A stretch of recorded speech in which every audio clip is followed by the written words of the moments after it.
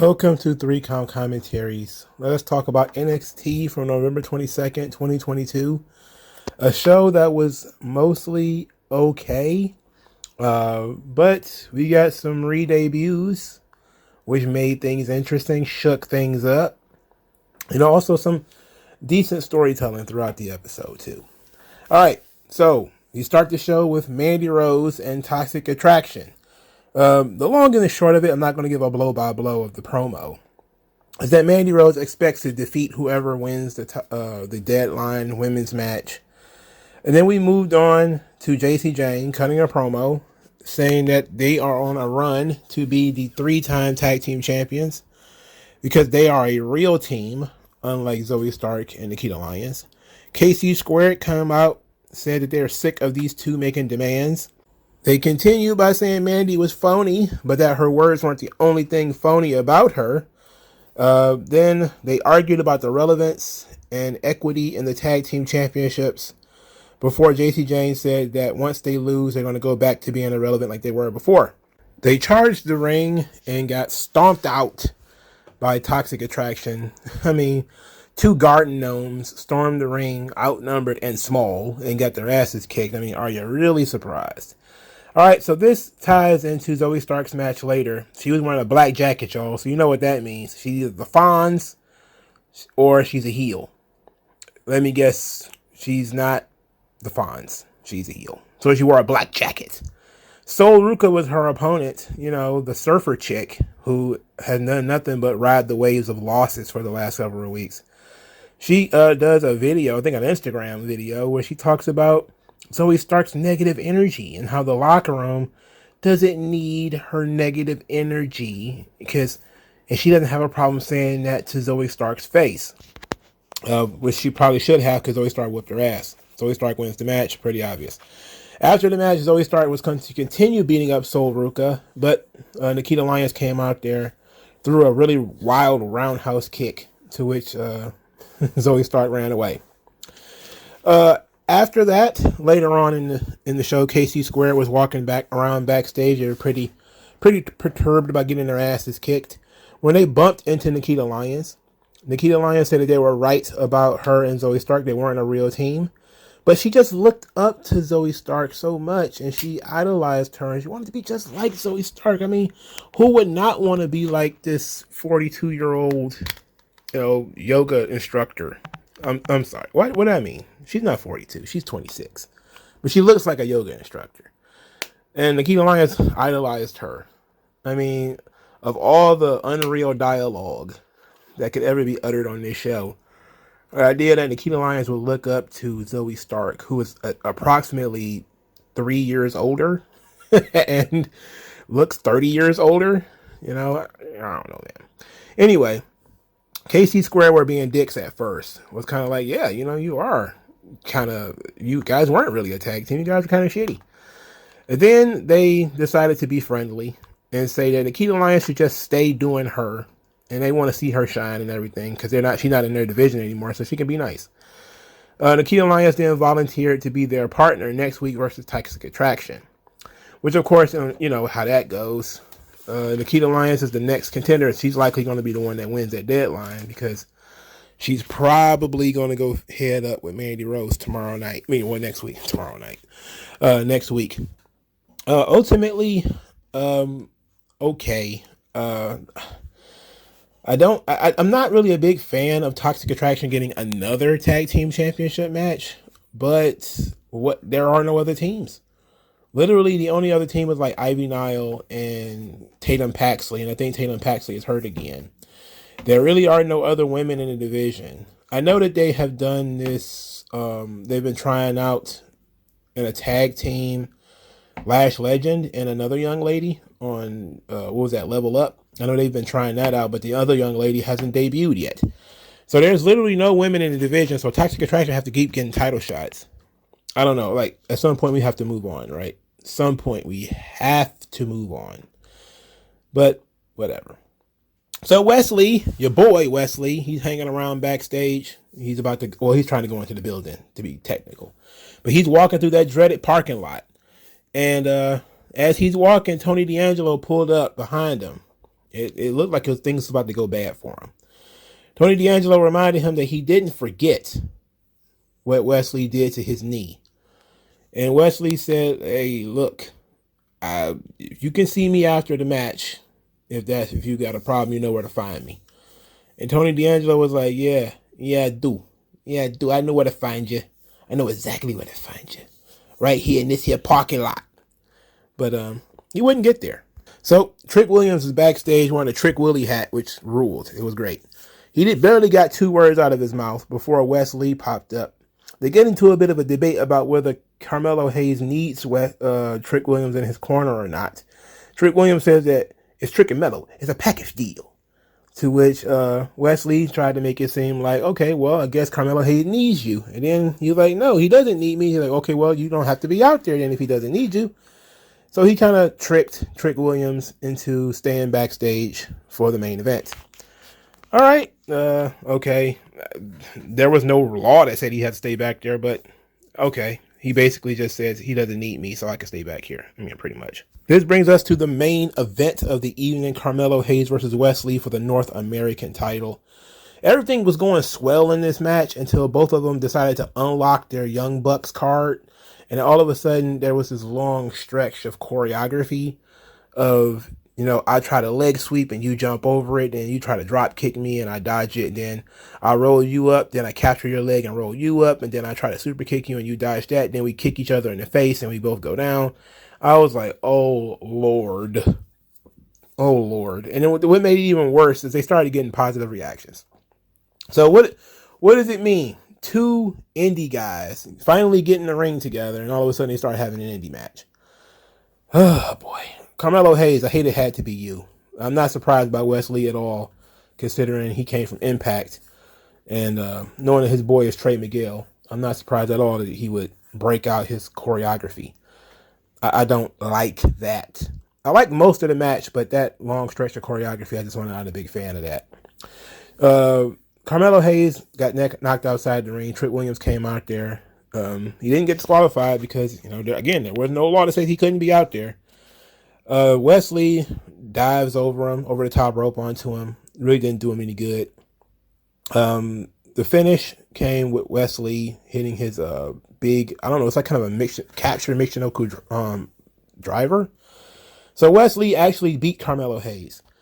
So Carmelo Hayes had the big I am him, and was wearing a shirt that says him. It was like the villain from the Powerpuff Girls. Anyway, he got beat. So Mello does miss. It was a really good match, though. It's just too much of this, the crisscross, you know, choreography, duck dodge shit. You know, come on.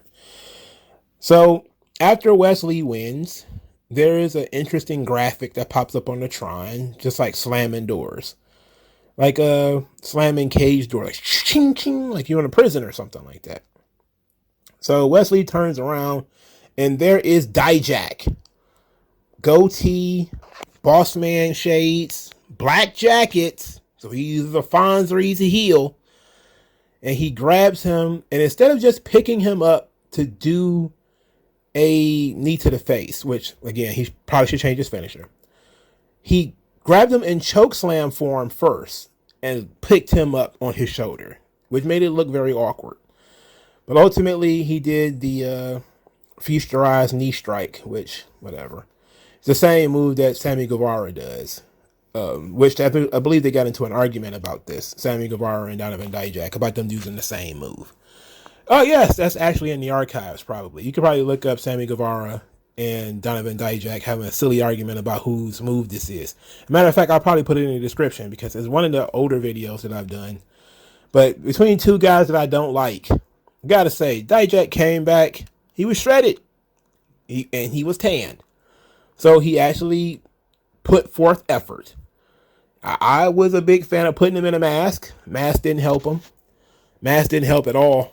Didn't do him any good. But now, maybe doing a big boss man cosplay might actually work. He's out to mete out his brand of justice.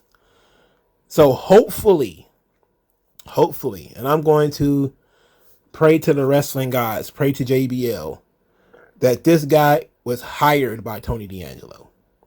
Because if that's the case, this is good, right? If it comes out that Tony D'Angelo hired Dijak to get him for hurting his leg, this rules. If it's just Dijak is in the title picture because we want him in the title picture, then fuck this. I mean, it's still not a terrible re-debut, but it's less interesting, right? This would be more interesting if after weeks and weeks of Dijak talking about justice, that Tony D'Angelo decides he needed justice for what Wesley did to his leg, then he's going to get him. Okay, that works. That first at least gives me a storyline reason why Dijak is present, why Dijak is in this position, why Dijak is going after this title. If it's just going to be, well, we like Dijak and we're going to put him in this spot, then I'm going to tell you it's going to be very disappointing. Going to be very disappointing. But he looked great. He looked like $1 million. He's tall. He's somewhat chiseled. Again, tanned. Boss man glasses, black jacket, pretty basic. Can't really fuck that up. We'll see how he fucks it up. Because look, I have zero faith in Dijak. Dominic Dijakovic, I don't care what you call him. I have no faith in this guy. You know, I'm telling you, he's white bread. So if they can manage to sneak it past me that he might actually be good, we'll see. But I don't think that they're going to be able to get this one past the goalpost. I'm pretty on guard when it comes to Dijak foolishness. I don't fall for it quite easily, but we shall see. All right, back to the beginning of the show. Cora Jade is backstage saying that she didn't go far enough in making fun of Wendy Choo. And now they're going to go out there and have the match. Wendy Choo versus Cora Jade. Cora Jade wins the match. The finishing sequence made me sick. Cora Jade grabs her kendo stick, tries to attack Wendy Choo with it. It ends up getting taken away from her because it always ends up getting taken away from her. Wendy Choo grabs the kendo stick, goes after Cora Jade, misses. The referee takes the kendo stick from Wendy Choo. Cora Jade then runs to the corner and grabs Wendy Choo's drink and then throws it in her eyes, hits her finish on Wendy Choo and pins her. I was like, okay, this would have been fine if it was a little bit better in the ring. Like it's still a little stilted where you can look at it and tell that they probably worked this match through earlier and they were trying to remember what to do next. And I don't like that feel. Some Sasha Banks matches have those feels where they choreographed the thing where you could tell they walked through the match beforehand. And look, we're in a new age of wrestling where guys choreograph and rehearse matches. It is what it is. But I should not be able to see that you rehearsed the match. You know, again, it needs to be seamless. This was not seamless. This seemed like two people who choreographed and rehearsed the match earlier, not particularly having a good match because it didn't have any fluidity to it. Second, I didn't like the finish. It just feels like every Cora Jade match since she picked up that kendo stick has been Cora Jade grabs the kendo stick, tries to hit somebody with it, it gets taken away from her. And then she runs, and then it ends in the finish. Okay? Enough. Okay? Enough. The second thing is Wendy Choo, once this match was over, she was in the ring crying after she lost.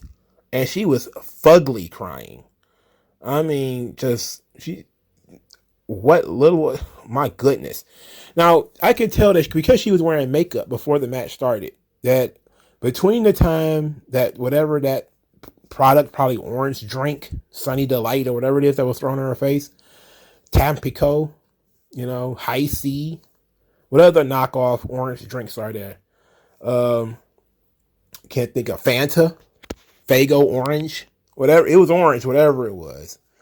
Got thrown into her face. She probably wiped her makeup off. So she wasn't wearing like lipstick or eyeshadow or anything after she started crying. And it just made her look like the incredibly most unattractive person. She was ugly crying like her dad died in front of her or something like that. Like she was heartbroken. and it looked so just wow. I was just like, what the fuck?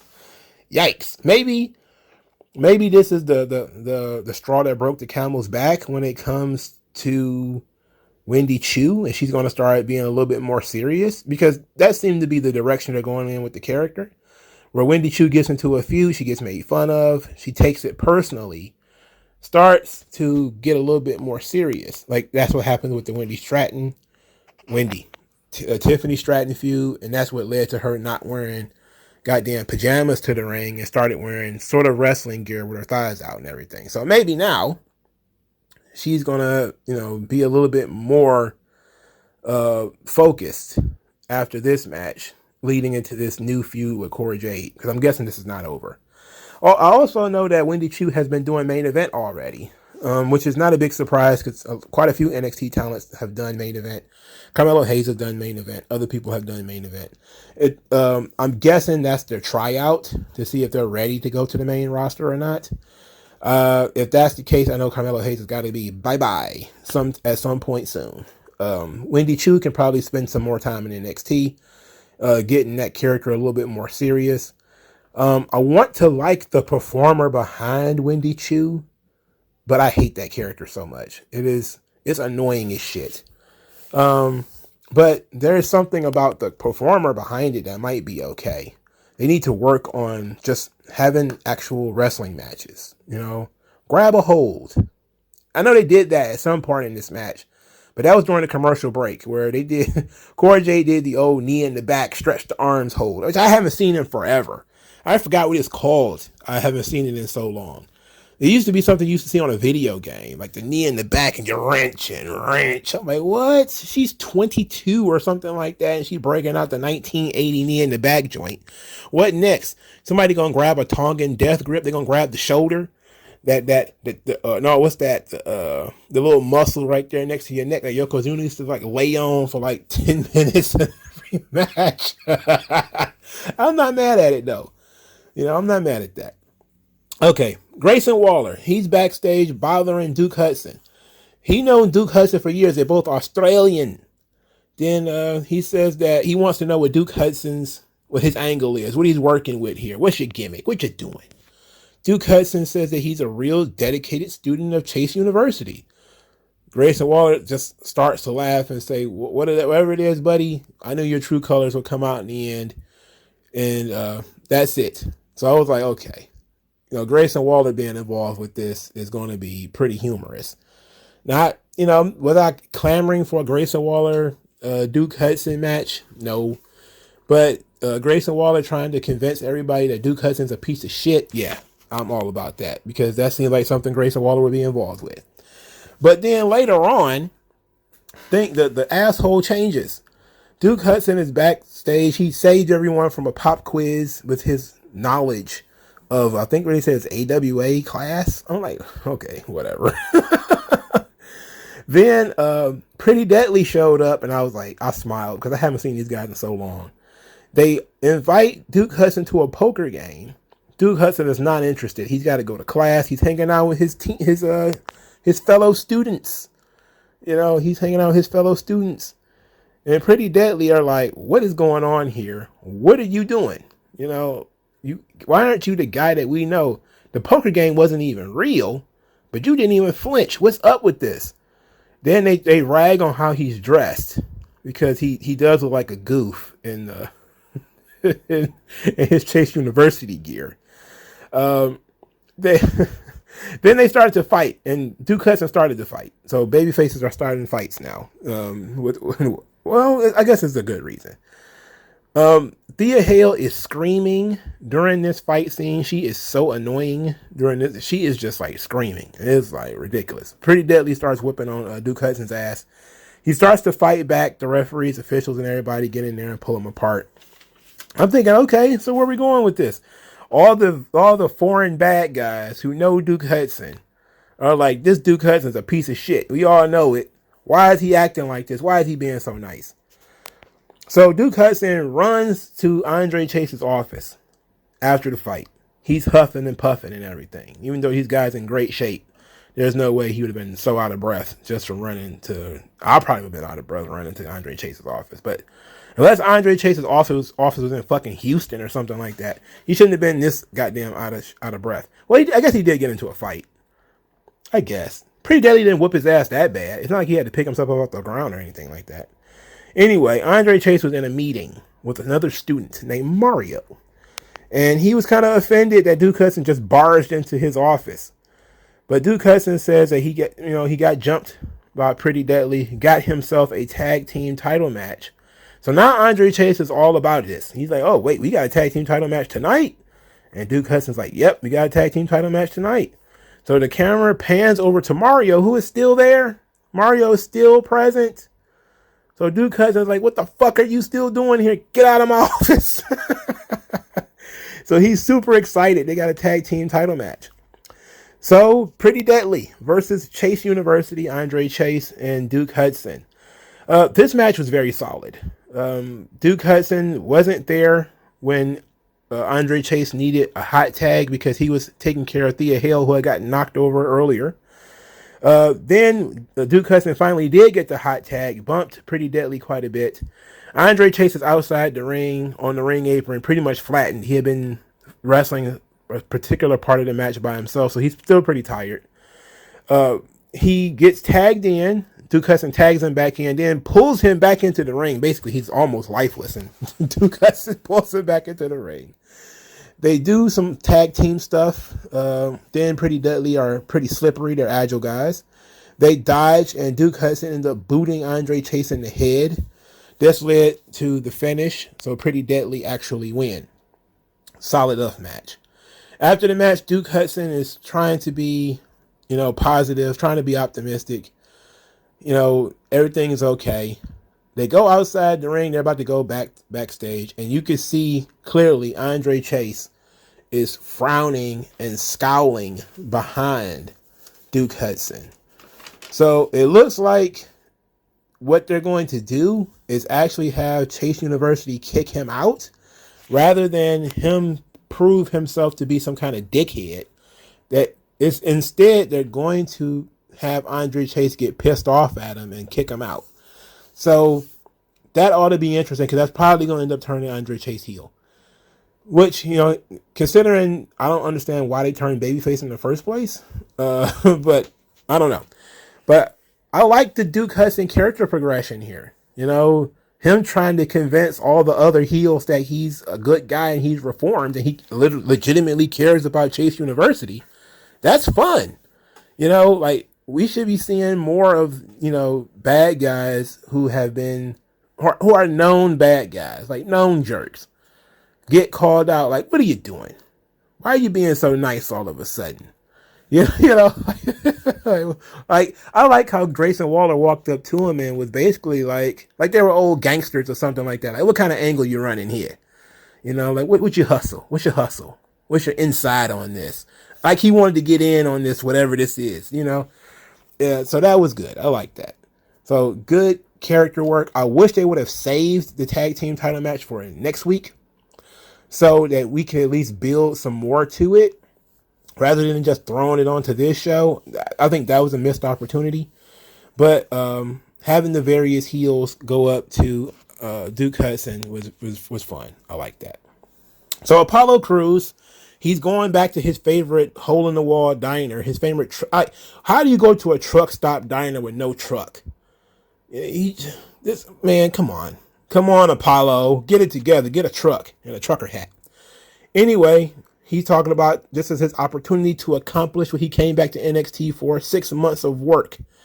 It's 3 weeks away. It's going to be the longest 3 weeks of his life because he never wanted to build to ring so badly.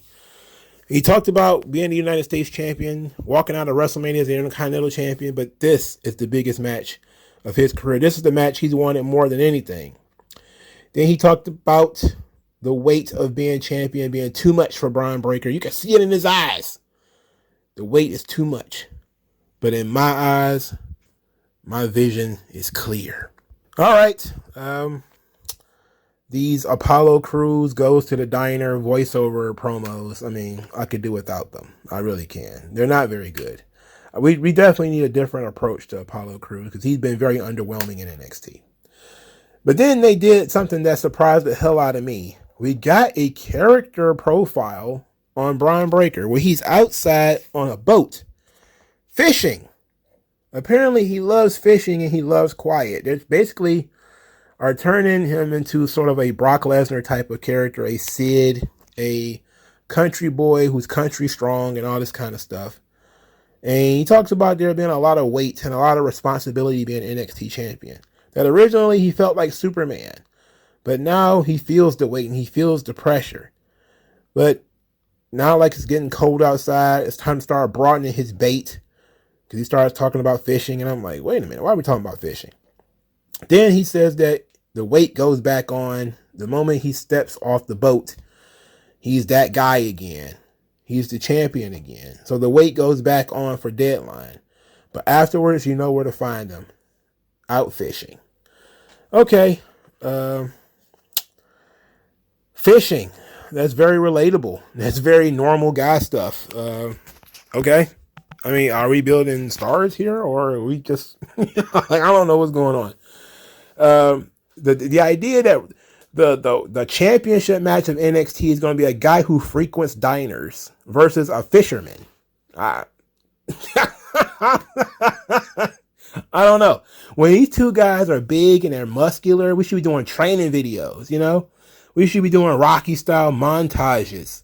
You know, these guys breaking bricks and, you know, all kinds of crazy stuff, you know? But instead, we got one writing notes in a diner and the other one's out fishing. I'm just like, what the fuck? What are we building to here? You know, is this Home and Gardens? Like, what's going on here? This is supposed to be like a match for a title, a big match too, that these guys have been waiting for, and they're, you know, credible challengers. Bron Breakker is about to wrestle somebody who was on WrestleMania already, who walked out of WrestleMania as a champion. Apollo Crews is back for redemption. These guys should be in the gym, sweating it out, you know, lifting weights and drinking whey protein and all kind of other stuff. Yet, you know, this guy goes to a fucking diner and we're going to have a slice of apple pie and a cup of coffee? What the fuck is he doing? Why is Bron Breakker out here fucking fishing? Okay. Sean, get it together, dog. Please get it together. Tighten up.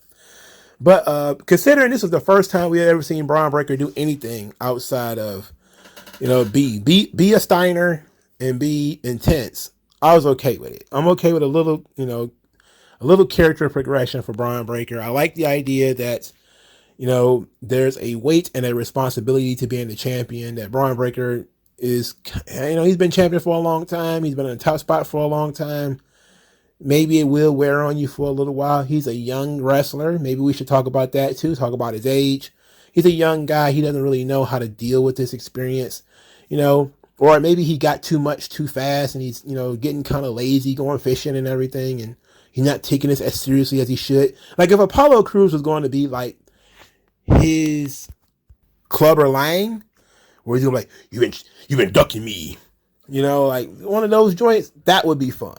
You know, that's what we should have been doing with Apollo Crews this whole time, instead of him doing whatever his eye junk was with Grayson Waller.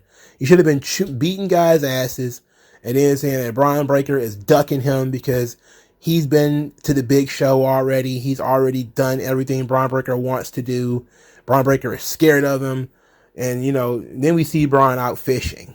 And then maybe Apollo Crews is on the deck standing there watching him like, what you doing out here? You know, like, you should be getting ready for this ass whooping I'm about to put on you. You know, like, come on, man. Like, these two guys are in shape, big dudes. Let's do this. We got 3 weeks, man. 3 weeks. Let's build some fucking heat. Why are these two guys baby faces? Like, somebody should turn heel. Apollo Crews should turn heel. Let's put it like that. You know, it does nothing for Bron to beat Apollo Crews, and Apollo Crews does not anything. You know? He's coming off of a soft feud with Grayson Waller. He's not like on a winning streak. He's not a killing machine. He's barely over. We need, if Bron is gonna beat him, he needs to be hotter. If he's going to lose to him, he certainly needs to be hotter. So we don't have time for the diners and the fishing stuff. Maybe if this was 5 weeks away or 2 months away, maybe we can do the fishing stuff. But they should be doing some clanging and banging. You know, we're in the gym, and then maybe you can still cut the same promo about, you know, the weight and the responsibilities and the time he needs to prepare for every title match, you know, and all this kind of stuff. And that's the weight of it. That's what makes it so hard. Maybe that would make a little bit more sense to me in that context. But them going fishing and going to the diner, my God, let's be real about this, please. All right, Kiana James. Kiana James is talking about nobody intimidating her because she has a match with Ivy Nile. And she doesn't count her wins, only her losses, because she has so few. Then she can count another one because she lost to Ivy Nile. Fallon Henley came out outside the ring and kind of intimidated Kiana James to get back in the ring. She got locked into the dragon choke, which is an excellent submission hold from Ivy Nile. They don't showcase Ivy Nile nearly enough. Not nearly enough. It's so unfortunate how she basically gets kicked around on this roster. She's basically been very overlooked. She's so intimidating looking, and it seemed like it ain't. She definitely would have been somebody that I think Vince would have preferred because of her body type. You know, she's very muscular. You know, with that stare, she was really intense. People were really into Ivy Nile when she first came in, and then they just doused her in water. So she, luckily, thankfully, she won this match, but she probably could have won this match anyway in a lot more dominant fashion. But Kiana James, they're kind of working on her a little bit. Okay, so after the match, the Creed brothers talk about Ivy Nile being underappreciated. Then they moved on to talking about induced share by saying that they've beaten guys who are bigger. They mentioned some of their amateur wrestling opponents, which nobody knew. So they was like crickets, like, who? Not even like, who, but just kind of like, yeah, exactly. That's fair. That crowd reaction right there. So they talked about having no fear of anything and challenged induced share to a match at Deadline. Ivy Nile was clearly unhappy with this, but, you know, the boys are going to do what they're going to do. Not exactly a strong promo from the Creed brothers. They can certainly do better, but they're still working on their promos. I like both of these guys. I'm going to cut them some slack. They're still working on their promos, but this wasn't the strongest performance from either one of them. So Javier Bernal, big body Javi, he's got a list. He's got a list of opponents he wants to fight, even though he doesn't call it a list. I forgot what else he called it, but it was on computer paper. So it's clearly a rip off of Chris Jericho's list of wrestling holds from WCW. So on this connected computer paper, which is literally ancient, this shit's like from 1989 or something like that. Javier Bernal has a list of names, and first on that list is Axiom. Axiom is still injured. Mackenzie Mitchell tells him, was it Mackenzie Mitchell or what other microphone holder is it? I don't know what her name is. Who cares? I'm just gonna. All of them are either Kayla Braxton or Mackenzie Mitchell. I can't tell the difference. It doesn't matter. Or Megan, whatever. Anyway, Axiom is still hurt.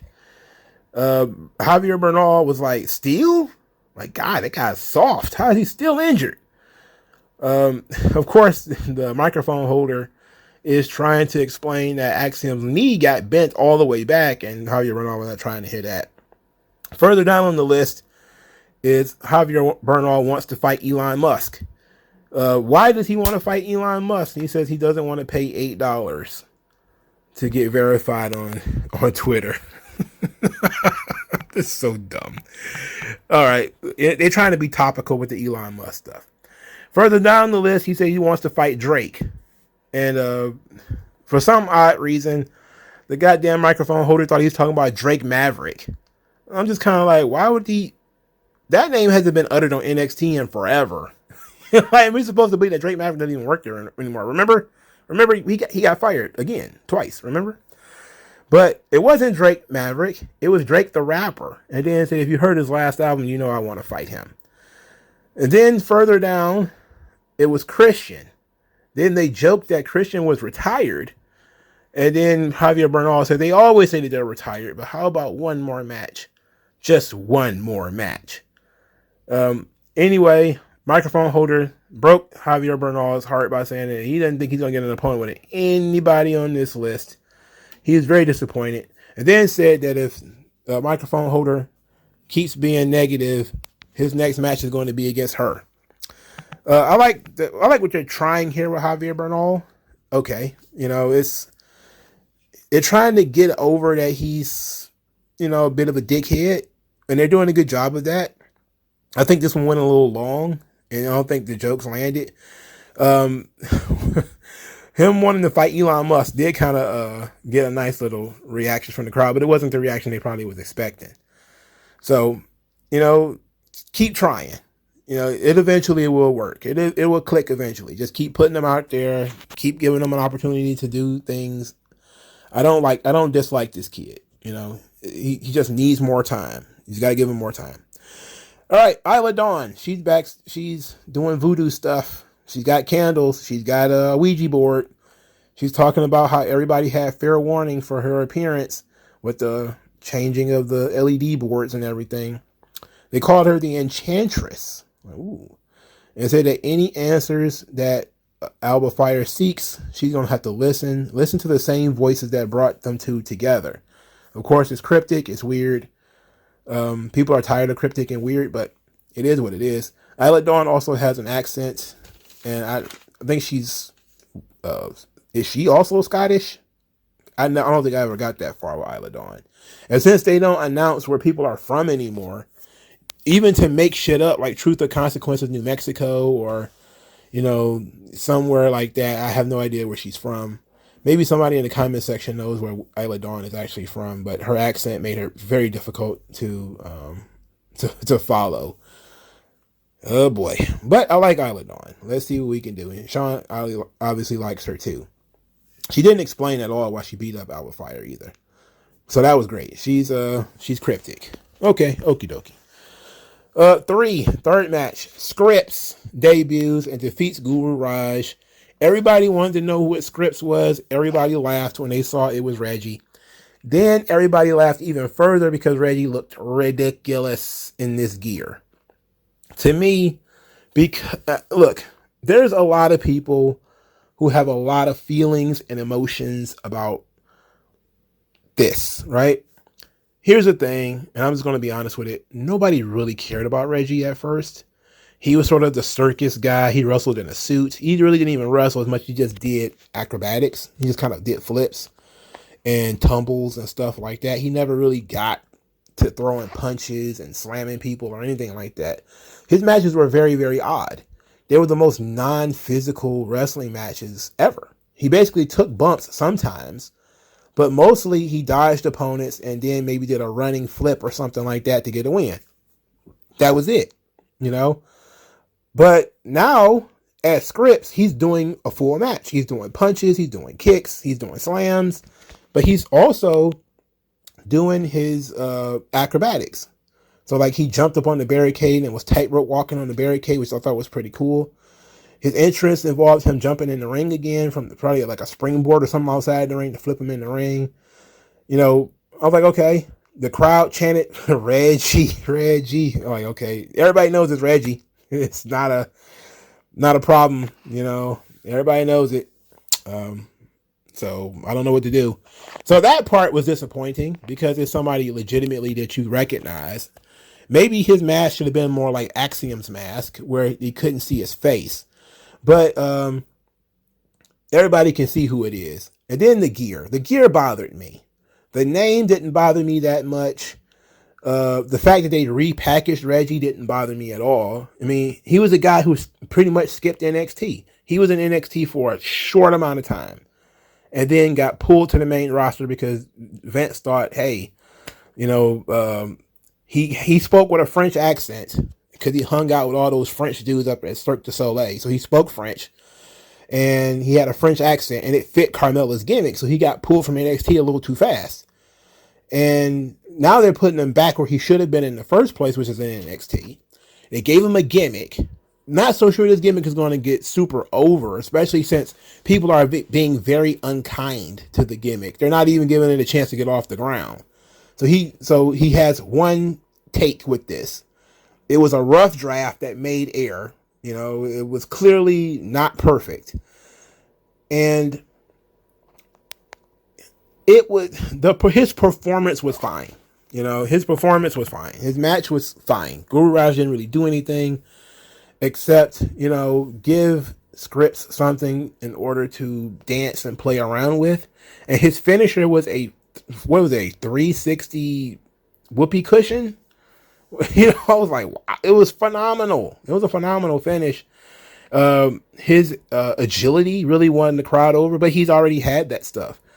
The issue is they took somebody that people thought was incredibly boring and they tried to spice him up by putting him in a mask and putting him in luchador's gear. The problem with that is he had been on television for so long. Like, this wasn't A-Kid. A-Kid was on, you know, NXT UK without a mask on. And then when he came to NXT, he was on NXT without a mask on for a little while. Then he disappeared and he came back as Axiom. That was probably still not the best usage of A-Kid. You know, I liked A-Kid. I thought he was, you know, spoke perfect English, had a good look to him. He was just very small. So maybe the Axiom gimmick isn't really working for him. Can Scrypts work for Reggie? I don't know. It was a bad first impression. The gear is not nice. The mask is loose as hell. You can clearly see who it is in that mask. Maybe they didn't want to constrict his, you know, his breathing too much with the mask on. Who knows if the mask is meant to be temporary or if it's meant to be long term? We don't know yet. But I want to give him some. I want to cut him some slack. I really do. It looked like shit. Just him coming out there looked like shit. Him skywriting, weird. It was too weird. I think eventually his matches will get over because he's very agile. And he can do some incredible things in the ring. But I'm not sure Scrypts is the right vehicle for him. You know, everybody who was disappointed about what Scrypts was going to be is like, what was your expectations?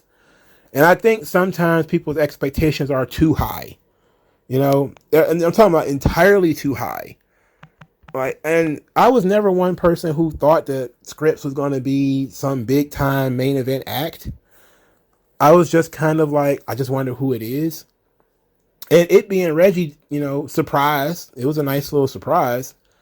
But Reginald isn't a character that I was really kind of married to. So I didn't feel like this was ruining him. Like, people thought they're ruining Reggie now. I'm like, ruining him? He was doing 24/7 stuff backstage with like Tamina and all the, and they blew up the 24/7 division. It's gone. So he got nowhere else to go. So going back to NXT because he might have some potential is the right thing to do. He probably shouldn't have been taken out of NXT so fast anyway. Maybe right after the Carmella thing, he should have been sitting back to NXT. So him being in NXT is good. Him being Scrypts probably not good, but they might be able to tighten up the gear where it looks nice and he looks legit. People still are going to remember that they know who that is. And they're not going to let that part go. It's just like, you know, people who are obsessed with, you know, putting up pictures of Ray without his mask. You know, or people who are chanting Husky Harris at Bray Wyatt when he debuted. It's just smart people being a little too smart for their own good, but he's going to have to get over that. You know, you can't unlearn things. People know what they know. So he's behind the 8 ball when it comes to this Scrypts thing. It's very difficult to get him out of this. It's going to be very difficult to get this over. I hope he's ready. It's going to be hard, man. There's a lot of people out there who are itching to hate this anyway because it's NXT and they don't like that it's not the NXT that they wanted it to be. There's going to be a lot of people who already didn't like Reginald because they don't think he's a really good wrestler or he's pointless, you know, and all that kind of stuff. But his style is the kind of style that people are liking right now. It goes back to the Carmelo Hayes, Wesley stuff. Going back to the Young Bucks stuff. All the Swerve Stricklands and all of these super agile wrestlers who can do the Power Rangers Kung Fu fighting style. Reginald can do that, you know, and he's heavily trained in that stuff. The difference is, the problem is going to be rather that the vehicle, you know, I mean, He started out as a French sommelier. Then it was announced that he wasn't French. He's from St. Louis. And now he's I don't know, a terrorist poet. I don't know what the fuck this is supposed to be. And when he put that note on Guru Raja's chest, I didn't know what that was supposed to mean. Booker T has absolutely no idea who Scrypts is, and even went as far as to ask who hired this guy. So I know a lot of people are probably burying Scrypts right now. I'm going to throw him some bail and say I'm going to give it some time. I had to do the same thing with Axiom because I like the guy under the gimmick, even though I don't think that the gimmick is going to work out. Axiom was just too damn nerdy. It wasn't going to connect with the average person. And it never really works to take a guy that people have seen before and then put him under a mask. I don't know if that works. I know I said that about Dijak, but I don't care about Dijak. I actually do like Reginald. And I actually do like fucking A-Kid. But when you have them working on TV for weeks and weeks and weeks with no mask, and then all of a sudden they're wearing a mask, and you're like, okay, explain the mask. You know, like if they did a gimmick where he hurt his face, like Tatum Paxley, and now he's wearing a mask, I mean, you have an explanation to why he's wearing a mask. But now I'm just going to cover my face, but I'm not going to cover my face enough to you can't see who I am. Instead, I'm just going to cover my face a little bit and have big flaps of mask where you can clearly see my fucking face. Come on. Think this. Sean, tighten this up, please. Come on, man. Don't have my man out here looking bold like this. All right, Schism. This was fun. Schism wanted to recognize a day for thanks and said it is all about togetherness.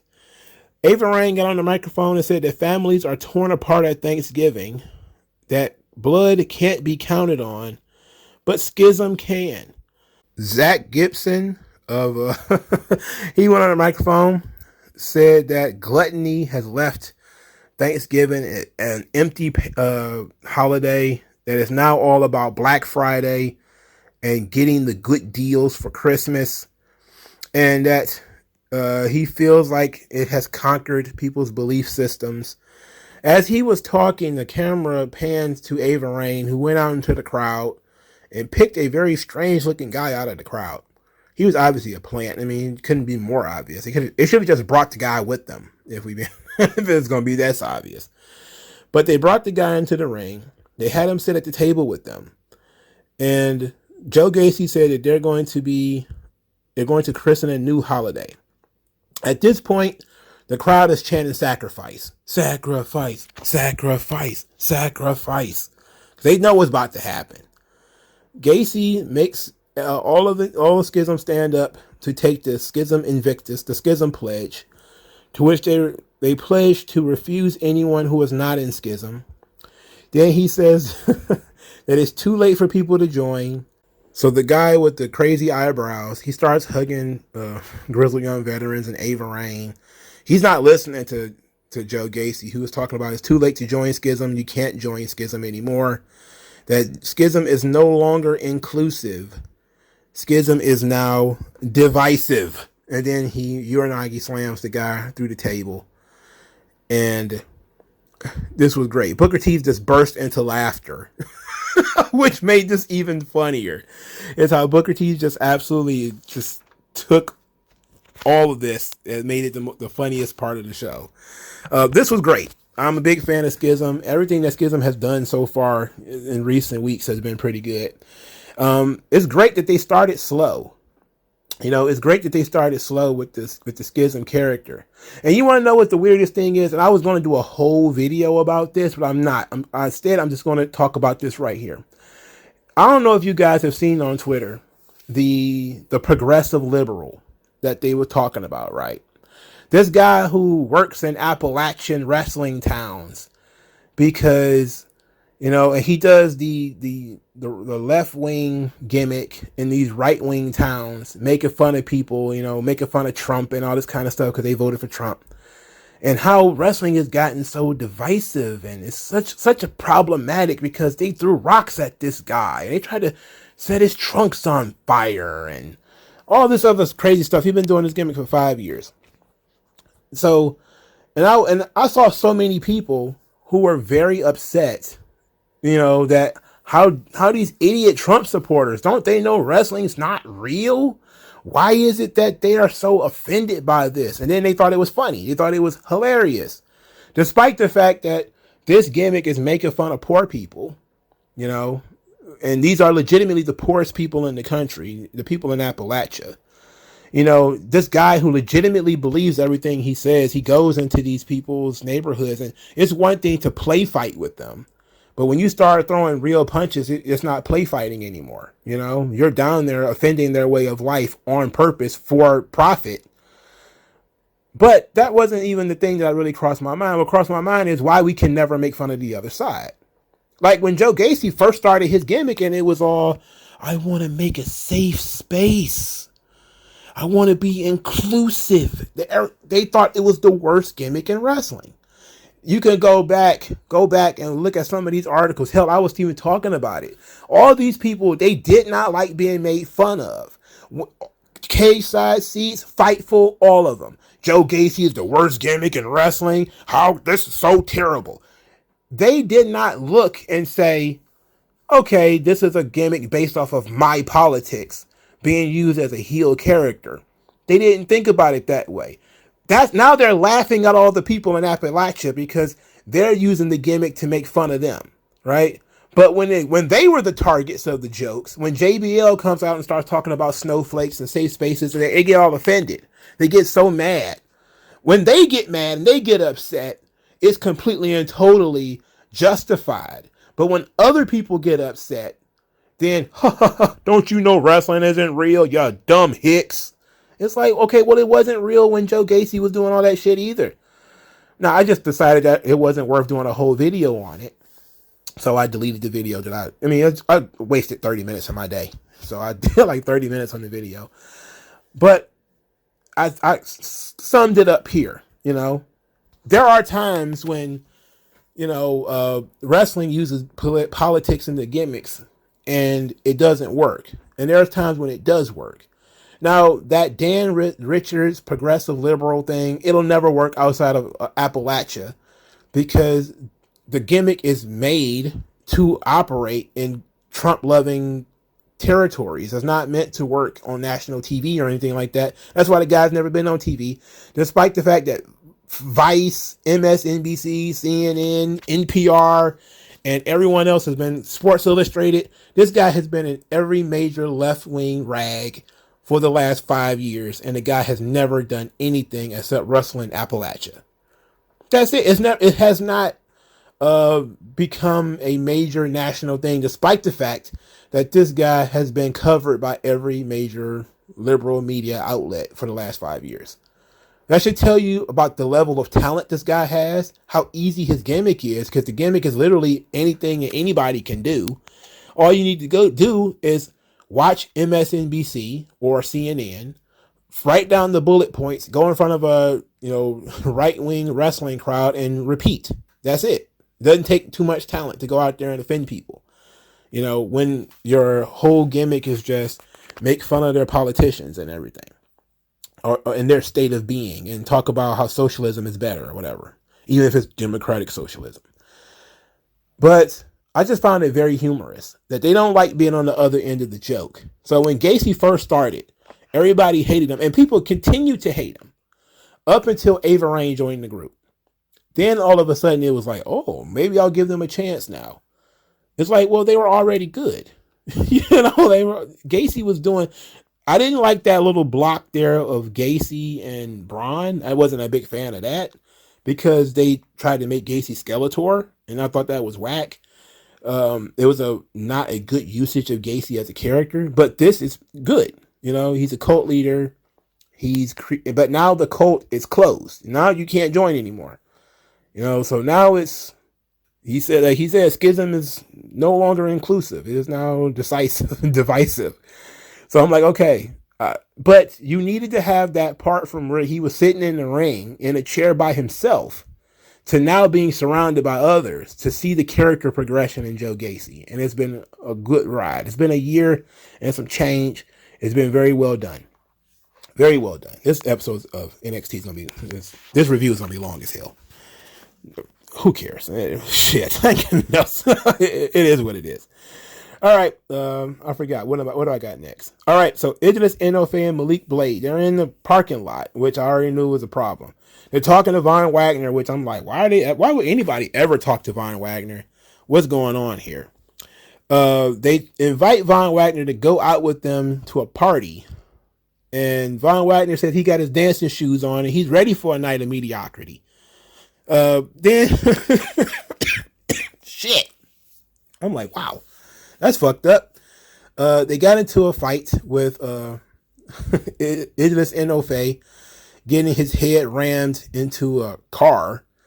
And then Malik Blade got his sweater vest ripped, which got probably one of the better reactions all night, as Von Wagner ripped the sweater vest off of Malik Blade. Then Odyssey Jones chased him away. So they told that story about the Cosby sweater last week. They didn't waste any time paying it off by having Von Wagner rip that sweater. You know what? The thing about Von Wagner is, as much as I can't stand him, I watched that match with Brian Breaker again. I just needed something to be on TV while I was doing other things. And I sat down and I watched it and I was like, this match was better than the first time I watched it. So I want to try to be a little more nice to Von Wagner. I want to be nicer to Von Wagner. But he doesn't make it easy, man. He's a big sack of shit. I don't know. He's just a big sack of shit. I don't know, man. We'll see. Hopefully, maybe he'll grow into something, but he's just giving me, what the hood rats say, what they call it now?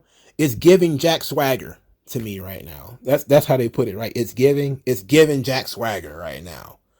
It's giving Ludwig Borga. Anyway, back to the show. Charlie Dempsey, he's doing a training vignette. This is what Apollo Crews and Brian Breaker should be doing. Charlie Dempsey talks about none of the legends had any new technology.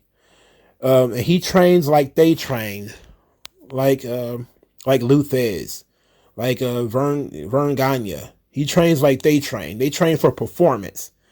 He said he's surrounded by guys who train for Instagram, and that they're too worried about how they look in their outfits. These guys are soft. He starts talking about how, it's going to be a pleasure to stretch them and make them scream, and said that wrestling is a serious business. And I said, okay, this guy is like 2 parts Imperium, 1 part Timothy Thatcher. Big fan of all of that. This kid might have something. He needs to be in Imperium immediately, if we're being honest. I don't see why he wouldn't be. Imperium could use another member, a 4th member, and he could get on television. And I don't know if he's not American, is he? Just because he's William Regal's son doesn't mean he's British. He might be born in the United States. But his gimmick is very much an Imperium style gimmick, where he's going to be a very serious wrestler guy. And I like that. It's going to be very different for NXT. The problem is going to be, again, Imperium's doing this already. So it's like, I don't know. And I think he needs like a trainer with him. I think he needs like a Timothy Thatcher with him, or somebody with him who can play like the hard-nosed trainer. Like, he needs that person with him, like somebody older who's grizzled or something like that.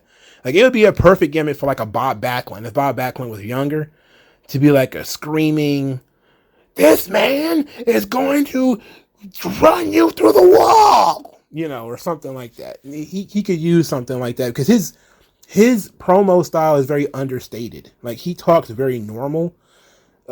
He needs like an over-the-top wrestling promo guy to be with him to really get over his character. He could use somebody who is either very knowledgeable or somebody who's very grizzled to be with him. I don't think Charlie Dempsey, he can go far by himself, but I think he can go further if you had somebody with him.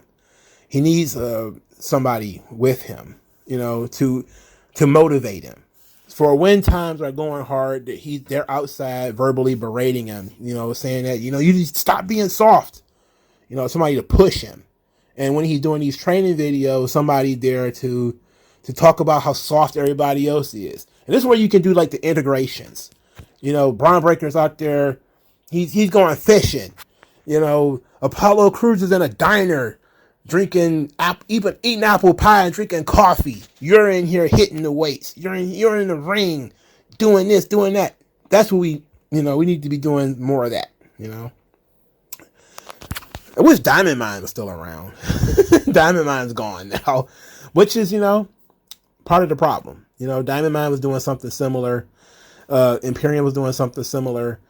Timothy Thatcher was doing something similar. So this is going to basically, you know, take this to the next level.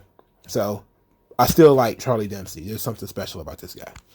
So finally at the end of the show, because Roxanne Perez gets into an argument with Indy Hartwell. Apparently, Indy Hartwell was offended that Roxanne Perez was doing TikTok videos with Nikita Lyons instead of watching her match. I'm thinking this was at some kind of live show. So they got into an argument. At that point, goddamn Elektra Lopez took the phone and said that she's not the only one who has a problem with Indy Hartwell. And now they're going to have a match next week between Roxanne Perez and Indy Hartwell. We need to get Indy Hartwell out of NXT. However we do that, we need to do it. So this episode of NXT was perfectly fine. It was a fun show. I obviously got almost an hour of content out of this joint because I was just rambling about stuff. That said, we really didn't move forward in who's going to be in these deadline matches. You know, you would think that it's 3 weeks away. They should be doing qualifying matches or something like that to get in. But it doesn't feel like they've done anything yet. Like, I don't think Cora Jade versus Wendy Choo was a match to see who's going to get into the deadline match. I think it's pretty much we've taken it for granted that Cora Jade is going to be in it. So I think that we need to start announcing that who's going to be in the match. You know, like, I'm pretty sure most people just say, well, we kind of know who's going to be in it.